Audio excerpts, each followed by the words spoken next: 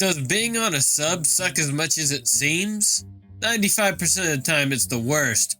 5% of the time it's the coolest shit you'll ever do and you'll remember it fondly forever. So it kinda depends on if that's what's worth to you. Yes, but not as much as the sailors. To piggyback on this, what is the best class of ship to be on? Surface or submarine? Depends on what you like. Skimmers can be wet and rough depending on the weather. Bigger ship, drier and smoother.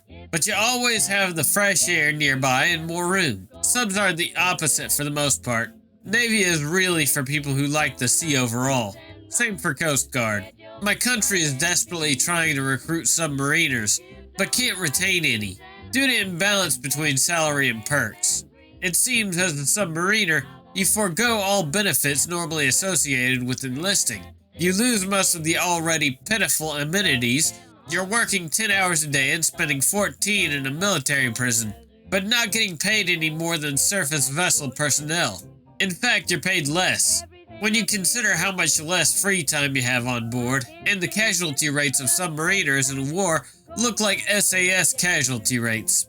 And it seems that general medical care on subs is very poor compared to surface vessels, and there's less career mobility. They're so desperately short of submarine crew, you'll never be able to transfer out, never get promoted out, never get cross-trained. Once you're in, they'll arc weld you to a station and do everything within their significant power to keep you there. And historically, that's strongly associated with the Army shanghaiing sailors, reneging on military contracts, trying to abduct retired personnel who refuse to voluntarily re-enlist. Fuck out of here. If you try to tell me you're a Navy SEAL and it's not like that, you're a recruiter and won't even admit the Navy did that in the past. It's the norm.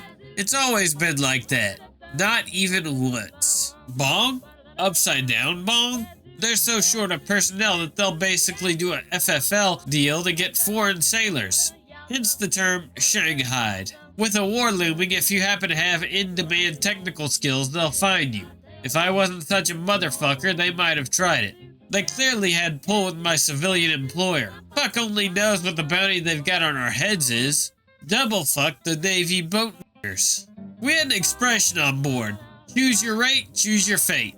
Your quality of life depends on your job. I was a nuke machinist, mate.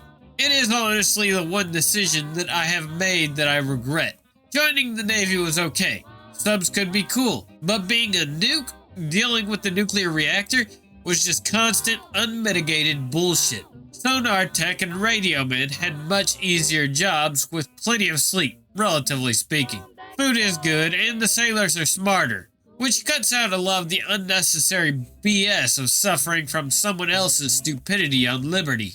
You get treated like an adult, not a child. I remember watching the show Supercarrier on the PBS station.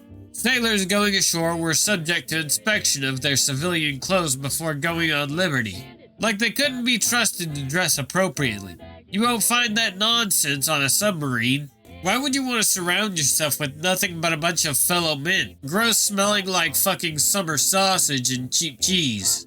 Sub-operatives are almost always well-educated white men and a bit autistic.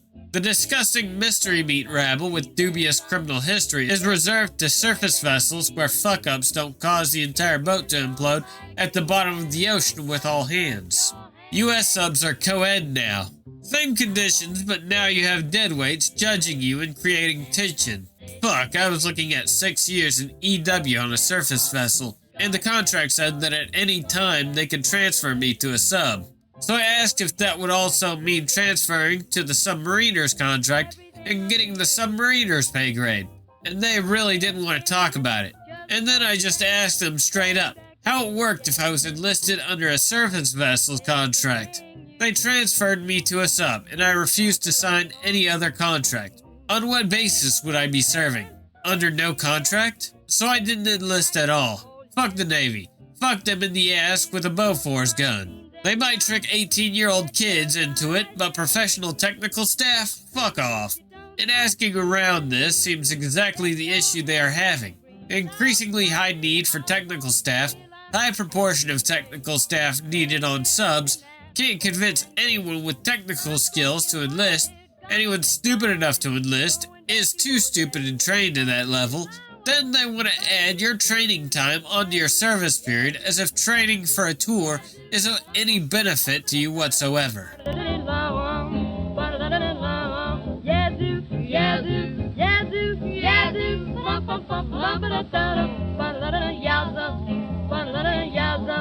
I'm going to Yazoo, that's where I belong.